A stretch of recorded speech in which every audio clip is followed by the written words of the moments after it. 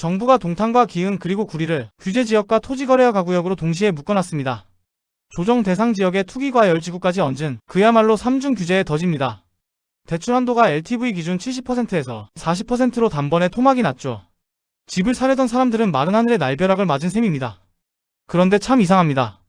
정부가 이렇게 강력한 방역선을 쳤는데 현장에서는 오히려 비명이 아니라 환호성이 터져나왔습니다. 발표 직후 동탄의 아파트 계약 해제 건수가 한 달 만에 무려 70%나 폭증했었습니다. 매수자가 계약을 깨달라고 사정한 게 아닙니다. 집주인들이 위약금을 배로 물어주면서까지 계약을 사정없이 파기한 것이었습니다. 수천만 원의 생돈을 포기하면서도 싱글벙글 웃으며 매물을 거둬들였다는 뜻입니다. 이게 도대체 어떻게 가능한 일일까요? 그 비밀은 바로 정부가 만들어준 4일의 골든타임에 있습니다. 이번 대책의 세금과 대출 규제는 7월 1일부터 효력이 발생했습니다. 하지만 가장 무서운 규제인 토지거래허가구역 지정은 7월 5일부터 발효되었습니다. 정부가 규제 발표를 하고 실제로 꽁꽁 묶기까지 정확히 4일이라는 행정적 시차가 존재했던 겁니다. 이 4일은 유동성이라는 바이러스에게 완벽한 탈출구였습니다. 갭 투자를 할 수 있는 마지막 기회였기 때문입니다. 어차피 똑같은 규제를 받을 바에는 정부가 공인해준 가장 우량한 입지를 막차 타고 사겠다는 욕망이 폭발했습니다.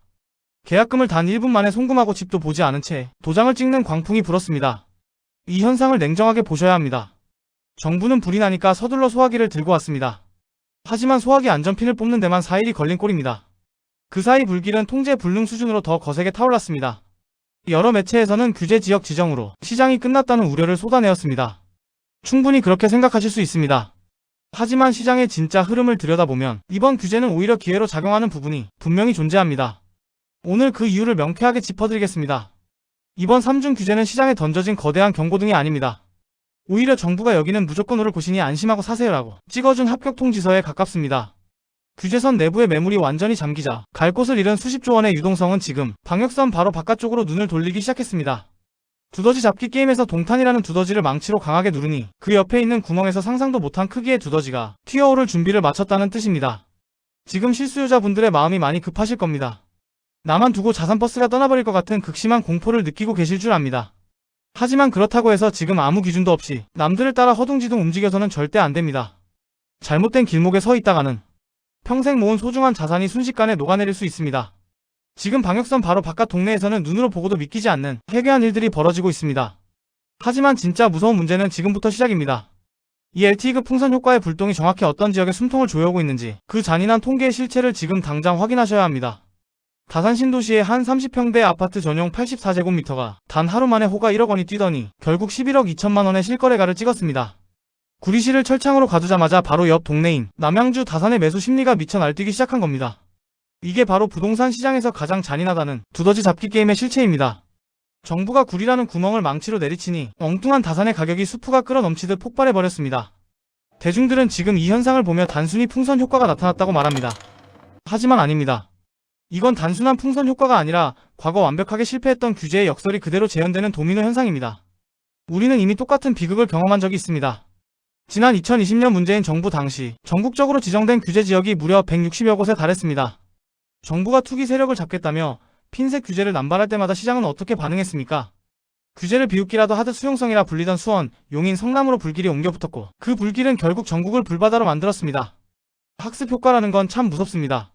이제 수요자들은 정부가 규제 지역을 발표하면 공포에 질려 도망치지 않습니다. 오히려 다음 규제 지역이 어디가 될지 지도를 펼쳐놓고 길목을 선점하는 타짜가 되었습니다. 공급은 꽁꽁 막아둔 채 거포장만 바꾸는 사후약 방문식 규제는 수요자들의 매수 엔진에 기름을 붓는 꼴밖에 되지 않습니다. 이 메커니즘을 꿰뚫어보지 못하면 여러분은 평생 남의 집값만 올려주는 불나방 신세를 면치 못합니다.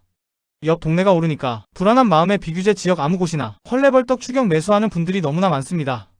참으로 가슴 아픈 일입니다. 남들이 와하고 몰려가니까 대단한 호재가 있는 줄 착각하고 덜컥 계약서에 도장을 찍어버리는 거죠. 하지만 명심하셔야 합니다. 본질적인 가치 상승이 아니라 규제가 만든 착시 현상에 속아 산 아파트는 거품이 빠질 때 가장 먼저 가장 처참하게 무너져 내립니다. 지금 다산과 비규제 지역의 폭등을 보며 나만 기회를 놓쳤다고 자책하거나 눈이 뒤집혀 무작정 뛰어들 때가 결코 아닙니다.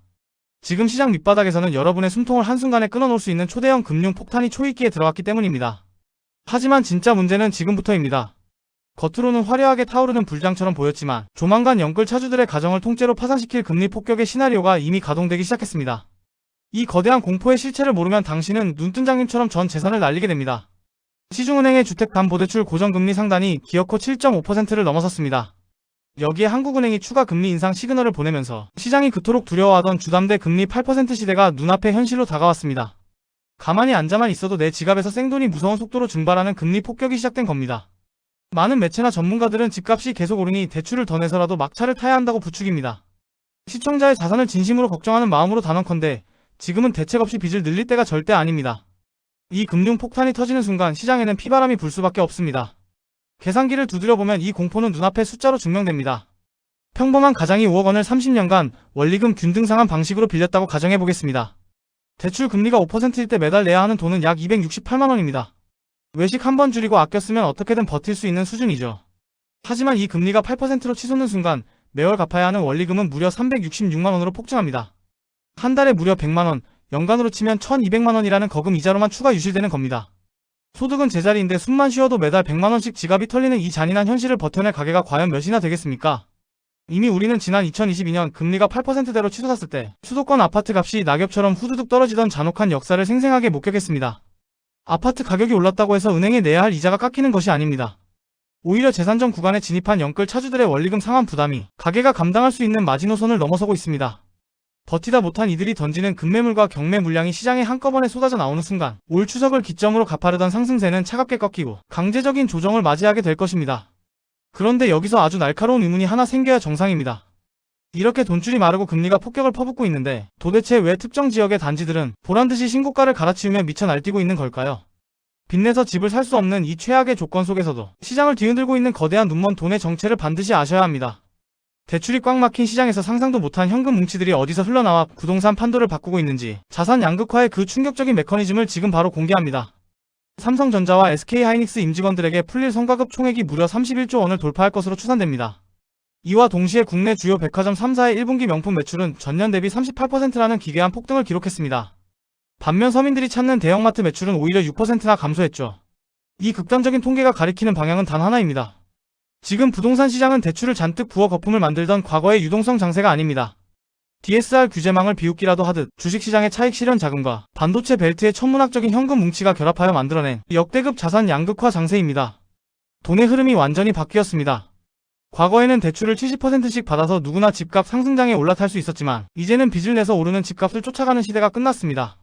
대신 억대 성과급을 손에 쥔 대기업 직원들과 자산가들이 퇴근길 셔틀버스가 서는 이른바 셔틀권과 더블 셔틀 아파트로 몰려가 현금을 통째로 들이붓고 있습니다. 대출 한도가 토막나도 눈 하나 깜짝하지 않는 진짜 현금 부자들만의 리그가 열린 겁니다. 그 결과 서울 평균 상승률을 가볍게 웃돌며 용인 수지와 기흥, 수원 영통의 특정 단지들만 기형적으로 폭등하는 단지별 양극화가 완벽하게 굳어지고 있습니다. 이 잔인한 자본의 생리를 모르면 당신의 자산은 가만히 서서 도둑맞게 됩니다. 많은 매체에서는 단순히 경기 남부 전체가 호황이라고 포장하지만 그건 시장의 표면만 보고 있는 착각입니다. 진짜 핵심은 대기업의 유동성이 꽂히는 특정 노선과 그 외의 지역이 완전히 갈라서는 양극화의 심화입니다. 이 냉혹한 흐름을 읽지 못하고 단순히 남들이 사니까 나도 경기 남부에 하나 사두면 오르겠지 하고 덜컥 계약서를 썼다가는 평생 대기업 직원들의 자산 상승 밑바닥을 깔아주는 비참한 결과를 맞이하게 될 수 있습니다. 자, 이제 가장 중요한 질문이 남았습니다. 그렇다면 우리는 이 광기 어린 시장 앞에서 도대체 어떤 스탠스를 취해야 할까요? 무작정 공포에 질려 시장을 외면하고 유령 보듯 패싱해야 할까요? 아니면 빚더미에 올라타서라도 이 미쳐 날뛰는 폭등 장세에 눈을 감고 뛰어들어야 할까요? 둘 다 틀렸습니다. 진짜 부자들은 지금 시장을 보며 환호하지도 그렇다고 절망하지도 않습니다. 대신 그들은 숨을 죽인 채 거품이 터지고 난 뒤 찾아올 진짜 사냥의 시간을 설계하고 있습니다. 명심하십시오. 시장의 광기가 극에 달했을 때가 가장 위험한 순간인 동시에 준비된 자들에게는 인생을 바꿀 역전의 기회가 시작되는 시점입니다. 남들이 흥분해서 전 재산을 밀어넣을 때 한 걸음 물러서서 진짜 알짜배기 매물이 어디인지 칼날을 가는 사람만이 이 잔인한 자본주의 게임의 최종 승자가 될 수 있습니다. 오늘 분석해드린 자산 양극화의 실체와 금리 폭격의 시나리오가 여러분의 소중한 자산을 지키는 강력한 방패가 되기를 진심으로 바랍니다. 앞으로도 시장의 표면 아래 숨겨진 거대한 돈의 흐름을 가장 빠르고 날카롭게 추적해드리겠습니다. 오늘 영상이 도움되셨다면 구독과 좋아요, 알림 설정까지 부탁드립니다. 여러분의 자산을 지키는 안전지대 부동산 개척단이었습니다. 감사합니다.